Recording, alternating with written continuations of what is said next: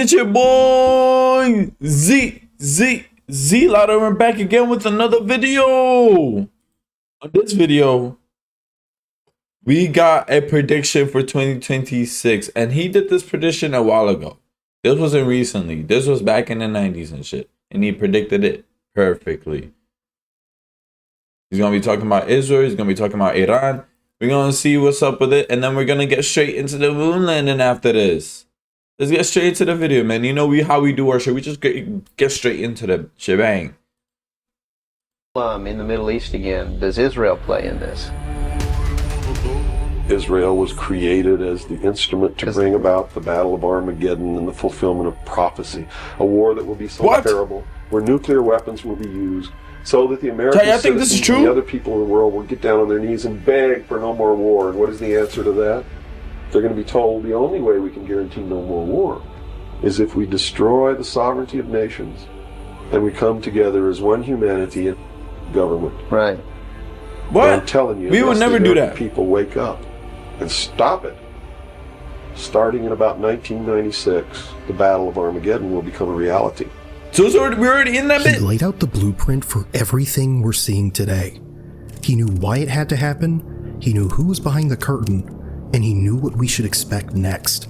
Read the book of Revelations, whether you believe in the book or not, read it, because the men who are bringing this about are using it as their script. This interview was recorded in 1992, and as you 1992, listen, you'll understand why his blueprint still matters today. Because he said it would all unfold exactly like this, down to the smallest detail of the script. And I get people who still come to me all the time and say, Bill, you're all wrong, it's the Jews. The Jews are subverting the world. Man, it's not the Jews. It's not the Catholics. It's not the Jews, bro. It's these men who belong to the ancient mystery schools, who meet in secret and decide the fate of the world. And they belong to all different races and all different nationalities and all different religions. Nigga, they're aliens, bro. But in secret, it's a different story. He claimed the fate of billions rest in the hands of a small group of people. And their strategy, he said, is simple. Keep us watching the circus so we never look behind the curtain. At the highest level, what the fuck? Why do I look so scary? They all belong to the same club.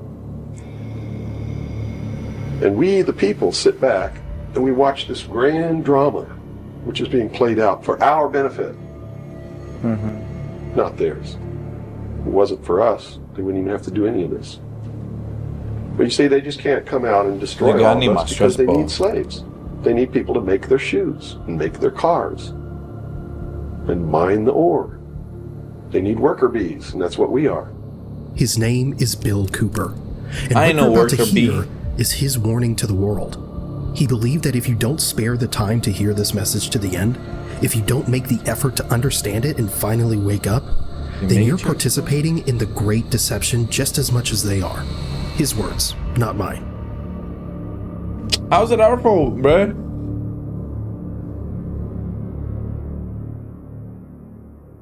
Viewer discretion is advised. Was just like me. He was a low-level member of British intelligence who was appointed to a position high enough where he saw the same documents that I saw. And he tried to warn the world just like I'm trying to warn the world, only he wasn't willing to take the risk that I'm willing to take. So he wrote it in a book called 1984. George Orwell. And spelled out exactly what's coming. Chad, sometimes people think these type of people are crazy, but you can't always point out like, yo, this guy is crazy, so I'm not even going to listen to him. I'm not that type of nigga. And you should never be that type of nigga. You should listen to everything that anybody says. Make your own judgment on it. But don't judge the nigga as crazy right away, bro. As a warning to the people of the world. As a work of fiction. But you notice that work of fiction really stirred people up. Because the Berlin Wall on? It wasn't fiction. In their heart of hearts, everyone who's read that book knows that it's coming. Here's what Orwell understood. Control doesn't happen overnight. First you distract, then you divide, then you rewrite the rules so people don't even know they're being controlled. 1984 showed us the final destination. A world where nothing is true and everything is permitted except for those in power. For decades, that was just fiction. But now, more and more of the pieces are fitting together. The scenarios that were once ridiculed are beginning to look like the morning news. Why is it that you are here today, or how is it that you are here today and you're not, conveniently taken away and put in a padded cell somewhere so that you can't speak of these things? Yeah, I bro. can tell you this. I began to reveal information in 1976, and I was physically 76, attacked on 2 nigga, I wasn't occasions. even born. My skull was caved in. That's what all these scars are here. On the second attack, I lost my leg. They visited me in the hospital. They had no intention of killing me. They were delivering a message to me. Shut up. And that was the message that came through loud and clear. And brother. 2 men who identified themselves with identification cards who belonged to the Defense Investigative Service, which is really the Defense Intelligence Agency, asked me if I was going to shut up or they were going to have to do it right. And I told them, I said, you don't have to worry about me. I'm going to be a good little boy for the rest of my life, and I'm going to shut my mouth. And I did for 16 years. Kept silent until I saw this. You can talk conspiracies Here we all are day and now. people will just ridicule you, call you paranoid. But when you start talking about what you're not supposed to, that's when they come after you. At least that's what Bill said in the full interview. But now, he's starting to say things that really make you pause. Look at the pattern. Why does every piece connect? If it's all just coincidence, why does it keep happening? Listen to this. Either these men are following the book of Revelation. The book of Revelation is in the Bible. They're either following it, just like a plan, and bringing the prophecies in there to pass to manipulate and control those who believe in those prophecies and neutralize them, so to speak. In other words, if this is written in the Bible and God has ordained it, who am I to resist? It must come to pass, so I'm not going to try to stop it. Okay. What a perfect way to neutralize the opposition right off the bat. Or there really is a God, and what he said was going to come to pass is coming to pass. And I named this, Behold a Pale Horse, from chapter 13 of the book of Revelations. The fourth horse, the fourth horseman of the apocalypse is the pale horse. Okay. And I looked, and behold a pale horse, and his name that sat upon him was Death. And hell followed with him, and power was given unto them over the fourth part of the earth, to kill with sword, and with hunger, and with the beasts of the earth. Now, look at the 4 horsemen. There's the Bible. Revelation 6 describes white, red, black, and pale. The Greek word for pale is chloros, greenish, the color of death. Some point to the red horse, war, as already writing. The black horse comes next. Famine, collapse. The verse describes inflated prices, scarcity. Some suggest it could be approaching. Revelation 13 describes a world where no one can buy or sell without a mark. Today, central bank digital currencies are rolling out globally. Is it the mark? No one can say. But the technology described? It's being built. Whether you believe it or not, some in power clearly do. Commanders quote Revelation, leaders invoke scripture.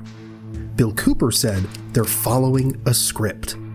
Look at the pattern. Something is lining up. Everything that's in my book, Behold a Pale Horse, is all. Oh my God. Everything in here, all the documents that are in here, everything that's in this book is in the public domain. Can be substantiated? Yes, and I intentionally wrote this book, not using anything that wasn't available to the public, to show people that yes, if I can find this information, so can you. I'm trying to let him I have cook. tons of stuff that's not available to the public. But as you can see by reading this book, you don't need that stuff because it's what you need is available to you. Public libraries are overflowing with the proof of what's really going on in the world, but nobody really utilizes it to the extent that they're able to pick this out and put it together. He's not Another lying. thing I've done for people is I've put it together for them so that they can see the overall picture rather than looking at small things and thinking that it's isolated. Nothing is isolated. It's all part of a big puzzle. Why is it that we can hear something this important not a coincidence and still forget it by tomorrow? Maybe we don't want to believe.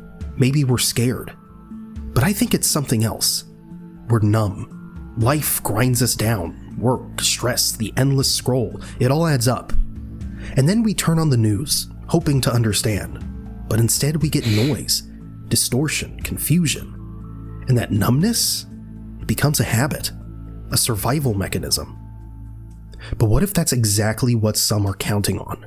All the media in this country, radio, television, and print, is all owned by 5 corporations. All of these corporations that own the media are owned and controlled, and members of the Council of Foreign Relations serve the board of directors. But you can trace that yourself. Okay. Remember, if you go down and you trace the ownership of a station or a newspaper, and you get to a corporation, remember that somebody owns that corporation, and it's usually another corporation. But when you trace the interlocking of all these things, when you get to the top, there's 5. And all journalists know that there's some things you don't write about and you don't talk about because you'll lose your job. And that's where the control is. Let's try it, shall we? Pick a news network, any network. NBC. Let's start with CNN. CNN, okay. On your phone, type, who owns CNN? You'll see it's owned by Warner Brothers Discovery. Good. Now type, who owns Warner Brothers Discovery? In 2026, that's changing. Warner Brothers Discovery just signed a deal to be acquired by Paramount for over $110 billion. Damn. Now type, who owns Paramount? Paramount was bought last year by Skydance Media, and Skydance Media is led by David Ellison. Now type, who is David Ellison? He's the son of Larry Ellison, founder of Oracle, one of the richest men in the world. But keep going. Who runs CBS News? CBS is owned by Paramount, and the editor-in-chief of CBS News? Barry Weiss. She was appointed after the Skydance acquisition. Now here's the thing. Cooper said all media is owned by 5 corporations. That was decades ago. Today, it's still like that now. The names change, but the pattern doesn't. You start with a news network, you end with a billionaire. And that billionaire, always connected to power. Try it yourself. Pick any network, any platform. Follow the chain, see where it ends. You might be surprised how fast you get to the same place. Let's continue, because this next part is about us. That's why they pay athletes these fantastic salaries. I was listening to the radio the other day. They just contracted to pay one player on one team $6 million a year. Can you believe this? That's nothing now. And why is that? It's the Roman circus. What does the emperor do when the people become restive, and when the people are asking questions, and when the people don't like the policies of the emperor? He sends them to the circus. He creates a circus. He builds a giant coliseum. And he begins to throw the Christians to the lions. And he has great chariot races and football games and basketball games, all to keep the idiots preoccupied with things that don't mean anything in the scheme of the entire world, so that they don't have the time to learn what the truth is, so they don't ever get smart enough to learn how they're being manipulated, so they don't ever question the emperor. That's why they pay a player on a football team or a baseball team $1 million or $2 million or $3 million a year. It is the Roman circus. I know men who don't know anything in the world except who plays third base for the Mets. And they think that's a great accomplishment. And they meet and pat each other on the back and bond and go have cocktails and talk about what this guy that plays third base for the Mets did in last night's game. It's sad. It's really sad. Imagine being able to build an app with your name on it, for fuck's just sake, by thinking about it. Meet Base 44. Juvenal, the Roman poet, said it almost 2,000 years ago. The people who once handed out military commands, high offices, everything, now restrains itself and anxiously hopes for just 2 things: bread and circuses. Bread, food, and circuses. And entertainment, basically. Today, the bread is your paycheck. The circus is the game. And while we're glued to the screen cheering for millionaires we've never met, the real decisions are being made somewhere else, by people we'll never see. Because here's the uncomfortable truth. History shows that a society obsessed with entertainment often becomes easier to control. As long as we're watching, we're not asking. As long as we're cheering, we're not challenging. And as long as we're numb, they stay in power. But let me tell you something. When 150 of the most powerful men and women in the world can meet in secret in Baden-Baden, Germany, and plot the fate of billions, and nobody even cares about it. But 6 football players go to lunch together, and it's in the headlines across the country. You have a reflection of the society in which that exists. And it is a sick society that is doomed to self-destruction. So based on that scenario, there's some truth into what these men are looking at. Absolutely, and that's what makes me so sick. Is that I'm trying to wake up a people who on a daily basis are proving the ones that I'm warning them about to be right. Be honest. When was the last Davos meeting? And what exactly was proposed there? Most of us couldn't answer that, because we don't care. We have TikTok, we have Instagram, we have Netflix, we have our own lives, bills, work, relationships. Who has time to track what 150 powerful people discussed in a Swiss mountain town? And even if we watch a video about it, we forget it in seconds. The next scroll, the next notification, the next distraction. That's exactly what Cooper was talking about. Yeah. While we're busy living our lives, decisions that affect our future are being made elsewhere. And most of us are simply too distracted to notice. The right track is don't believe anybody. Don't believe me. Don't believe George Bush. Don't believe anyone. You got to go out and you got to get proof in your hand before you can believe anything. And to do otherwise today is the biggest mistake that anyone can ever make. You begin believing people, putting your trust in them, that they're telling you the truth. I guarantee you're going to take a ride on a roller coaster you don't want to be on.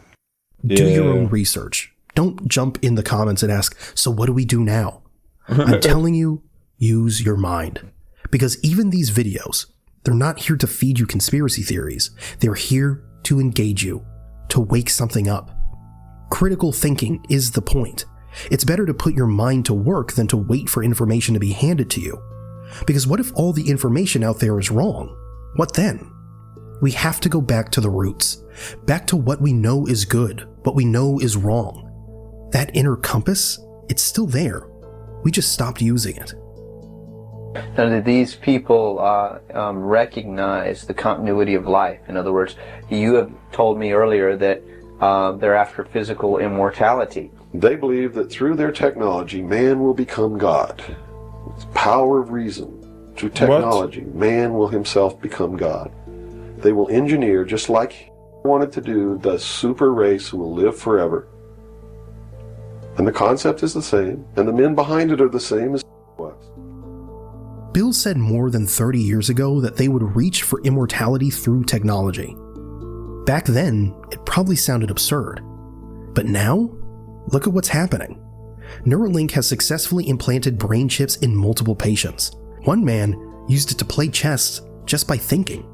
Scientists at Harvard and MIT are working on age reversal technologies. Clinical trials are underway for drugs that could add decades to human life. The CEO of OpenAI said recently that we might achieve human-level AI within a few years. And after that, merging human intelligence with machines is the next logical step. Whether you believe you're not about to see me with a robotic arm, nigga. We're moving in that direction faster than anyone predicted. No matter what your religion is or what you think, they are following the scenario in the book of Revelations to a T, right down to the last little bit. If you want to know what's going to happen in the future, if we don't wake up, and through the power of those, see, not one drop of blood ever has to be spilled, and no one has to ever put any chains on their legs or their arms, ever. If people just wake up and exercise what was given to us in our Constitution, the power of the vote, while we still have that power. So you say there is still a possibility for like one individual watching this tape to actually make a difference? You better believe it. How would that be so? Well, number one, learn what the truth really is. Get away from the fantasy that you've been living. Educate other people, those you know, your family. Once that begins to happen, it spreads. And then if the people decide that they don't want what they have in store for us planned, just through the power of the vote, they can make this country and the world whatever they want it to be. Whatever they want it to be. And there are no limits on that, except to understand that you can never make everything all right, and you can never make everything all bad. Both must exist, and we must maintain a balance. If you stayed until now, you're probably one of those who's awake. Or at least, you're willing to be. And that comes with a responsibility. Be responsible with your mind. Use critical thinking. Bill said it himself. Don't believe him. Don't believe us. Believe what you can prove, what you can verify. On another note, why nobody ain't tell me that we went to the moon? Huh? We went to the moon. They're trying again. Imagine we haven't been into the moon for 50 years, which was the Apollo, and we don't even know if that shit was real. We didn't even know if that shit happened. But this one, I swear to God, they're saying they're not lying. And the planes, the rocket ships that they're flying on, that shit looks legit. That shit looks legit. But one of the astronauts took a picture. Look at it. The moon, bro, that looked like fucking fake, bro. That looked like that shit tinted, bro. Alright, let's get to the video. They just went up and they're on the way to the moon. They just had an interview. We're gonna watch that and we're gonna give our 2 cents on it. Houston Integrity, we are ready for the event. ABC News, this is Mission Control Houston. ABC Please call News, Integrity bro. for a voice check. Bro, they could fake this shit, bro. Integrity, this is Gio Benitez at ABC News. How do you hear me? Say something. Outstanding. We have you loud and clear. How about us? I hear you loud and clear, and I truly cannot believe it. You are quite literally on the way. Why nobody told me niggas went to the or going to the moon? Tell me, how do you feel? What's going through your mind? I mean, this must be so incredible because hope they come back safe, though. Allowed the weight of the moment to really fit in here? Have you allowed that to happen? Well, first and foremost, we all wanted to give a shout out to our families first because we are pretty far from Earth and we have not gotten to say hi to them yet. But there was a moment about an hour ago where Mission Control Houston reoriented our spacecraft as the sun was setting behind the Earth. And I don't know what we all expected to see in that moment, but you could see the entire globe from pole to pole. Unreal. You could see Africa, Europe, and if you looked really close, you could see the northern lights. It was the most spectacular moment, and it paused all 4 of us in our tracks. What has been most surprising to you about this so far? Nigga, they're in the space. All of it is surprising. Well, I think probably one of the things that surprised all of us is when those solid rocket boosters actually lit and we left the pad. It was just a moment of disbelief. And yeah, the fact that we launched, it just totally takes you by surprise, even though you're expecting it, at least for me anyway. And I just had a huge smile across my face. Okay, wait, man. Only the white man would do this. They had to make it a little bit culture appropriate. Different for you. Get a little black man in there, get a woman in there. You know what I mean? I respect it.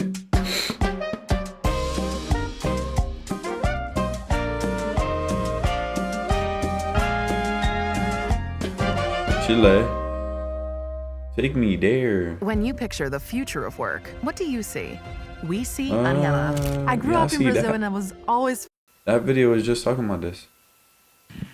One of the biggest surprises was how smooth riding those solids was. We all expected a really just dynamic ride, a lot of motion. We were prepared to potentially not being able to see telemetry, to maybe even not being able to, touch switches, and it was very smooth. It was a definite difference when they separated and we were just on the main engines, but just a steady rumble and a great ride.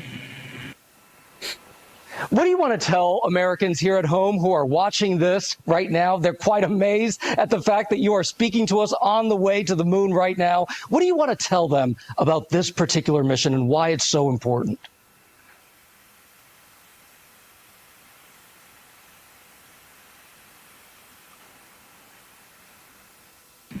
First and foremost, I would just like to say thank you. Your support and trust in us has enabled this, and so many people that have worked for so long to make this possible. But also, we're just getting started. You know, we've worked really hard. They're just getting even started. Though we were a little surprised to actually launch yesterday, we have a lot of mission left ahead of us. And so I really want to tell them to stay tuned and keep tabs on what's going on. NASA's doing a great job of communicating all the things to come. I can't even tell you how many cheers were there on the ground. I was there watching you all lift off from the Kennedy Space Center, and everyone was so excited, so happy, and that was just incredible. Jeremy, I know this... Chad, let's check out the launch real quick. Check out the launch, then we'll check out an explanation of how they're gonna get there. You get what I'm saying? We end that shit, bitch, right there, alright?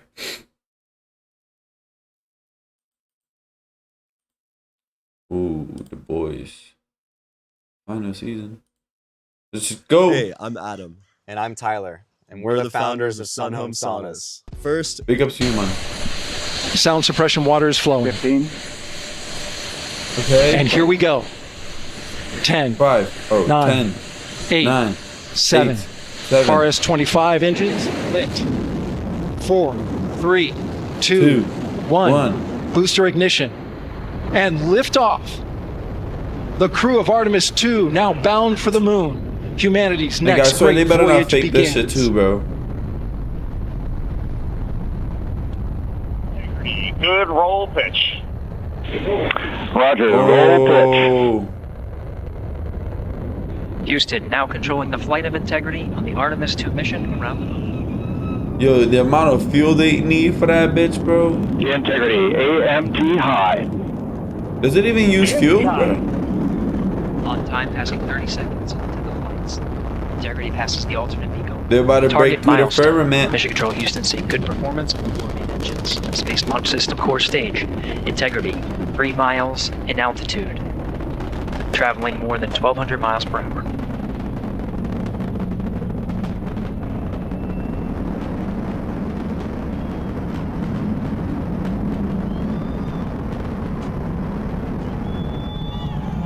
Woo!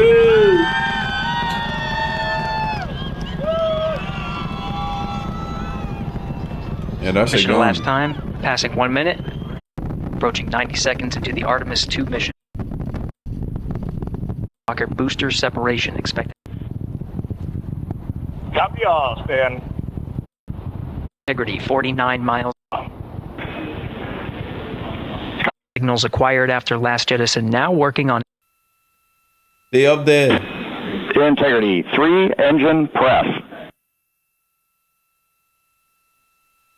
3 engine press. Performance.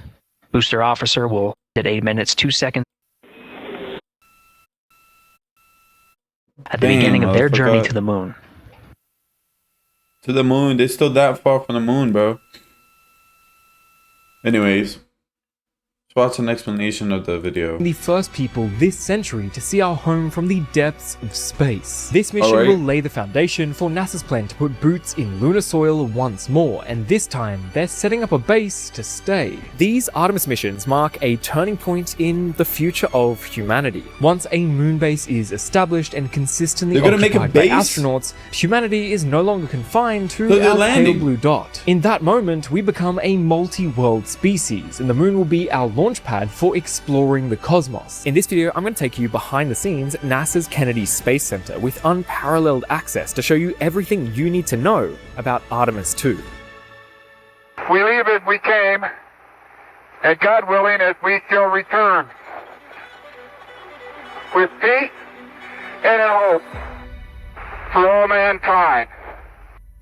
They didn't go to the moon, bro. That shit was fake. What you just heard were the final words spoken on the moon by Apollo 17 astronaut Gene Cernan. We leave as we come, and God willing, as we shall return, with peace and hope for all mankind. The Artemis 2 mission is NASA's commitment to do just that. I was invited out to Kennedy Space Center by NASA to tour their facilities and see the real Artemis 2 moon rocket being rolled out to the launch pad. That was a few weeks ago now, and NASA has been dealing with a few issues. Imagine that shit is as tall as the Statue of Liberty, bro. Like that tall.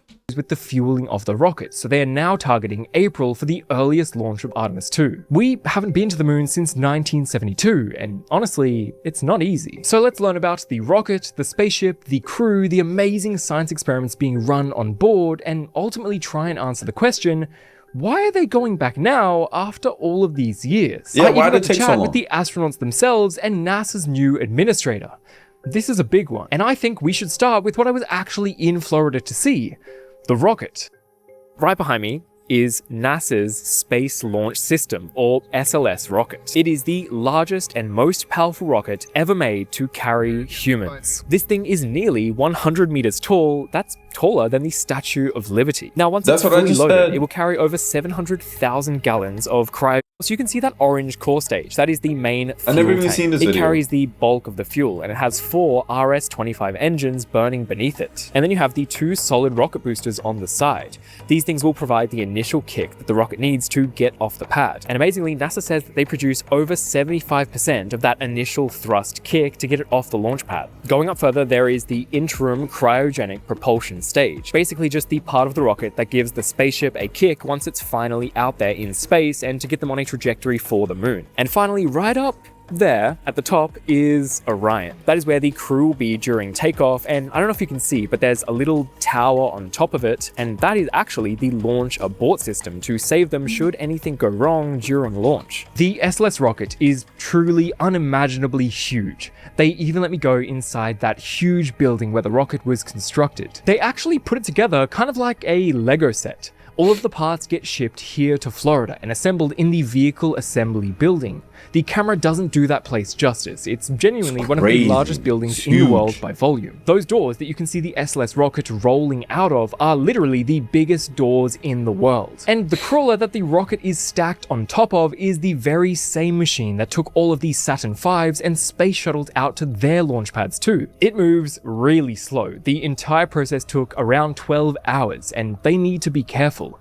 Any unwanted vibrations or movements could see the rocket being damaged, but they made it to the launch pad safely. The very same launch pad that Apollo 8 left from. They have launched one SLS rocket before during Artemis 1, but this time it's different. Artemis 1 tested the rocket, but this time there are 4 heartbeats on board headed for the moon. Okay, so you have a rocket to get the astronauts into space, but now you need a spaceship to keep them alive.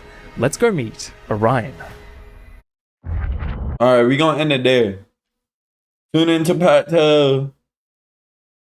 Y'all got a little bit of explanation on that shit. Y'all don't need to watch the whole video, man.